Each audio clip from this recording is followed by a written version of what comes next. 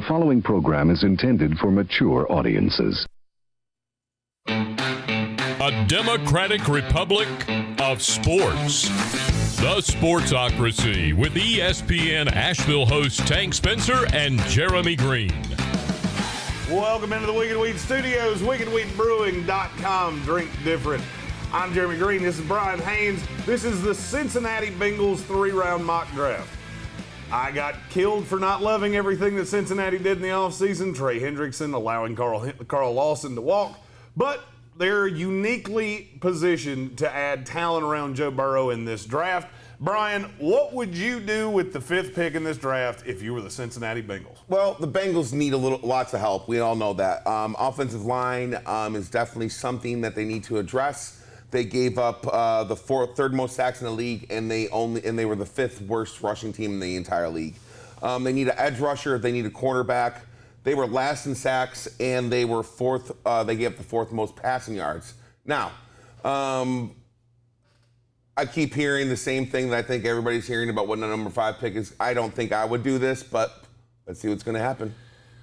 With the 5th pick, I have them taking Ja'Marr Chase. This is not necessarily what I would do, but it's what I keep hearing they're going to do. Mm-hmm. And it's at the behest of their franchise quarterback, and it's kind of hard for me to hate on you when your franchise player is telling you to go get this guy.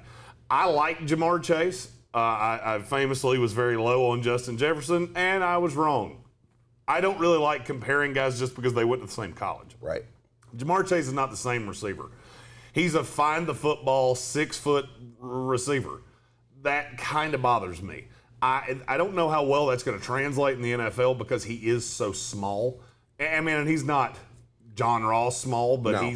He's also not Julio Jones big. And for me, if you're taking a receiver this high, I kind of want them to have that height, weight, speed that he just doesn't have. And I don't hate this pick. I would greatly prefer they take Penny Sewell. Yeah. If they do take Penny Sewell, then I will love everything they've done. Because what Sewell would allow them to do is put him on the left side, Riley Reef on the right side, and then you can move Jonah Williams to guard.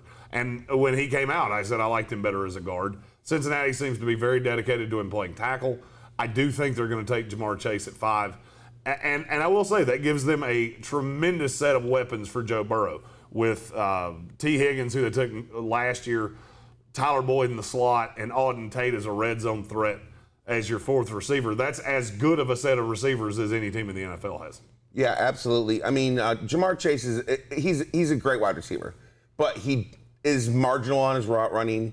He definitely has trouble with press coverage, but he's got good hands and he's a workout freak.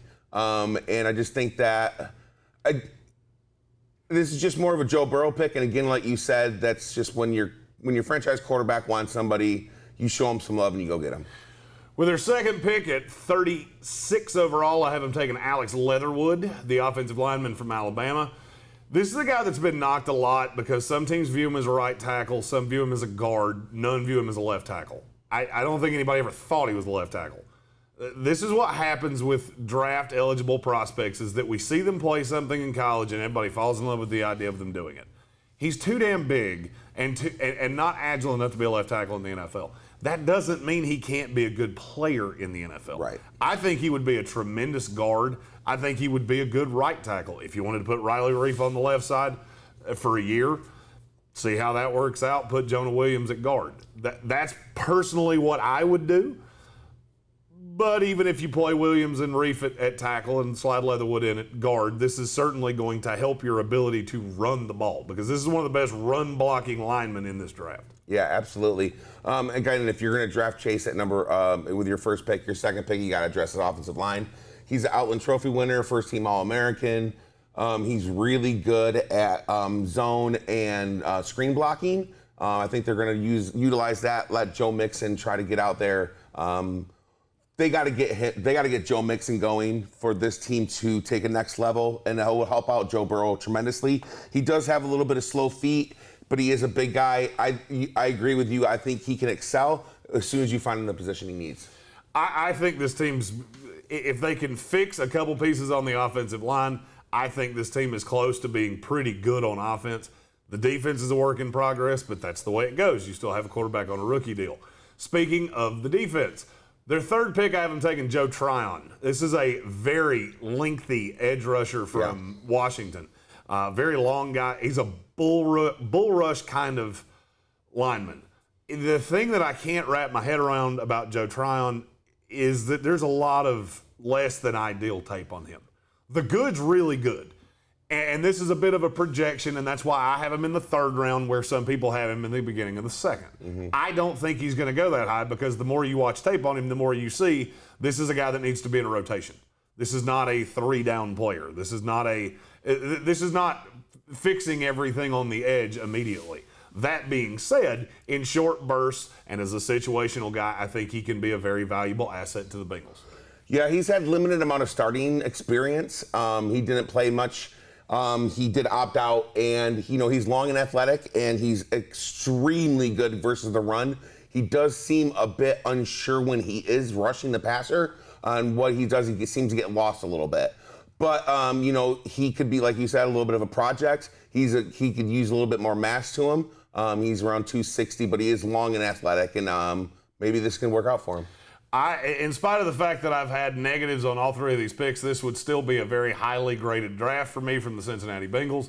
Getting two pieces to help Joe Burrow and a project piece for your defense that, if you coach him up the right way, could be a tremendous player in your defense for a long time to come. Live from the Wicked Weed studio, I am Jeremy Greene. He's Brian Haynes. Make sure to click that subscribe button so you can see all of our 3-round mock drafts for every team in the NFL, and you'll know when we go live on draft night. We will be here every pick of the draft live as it happens.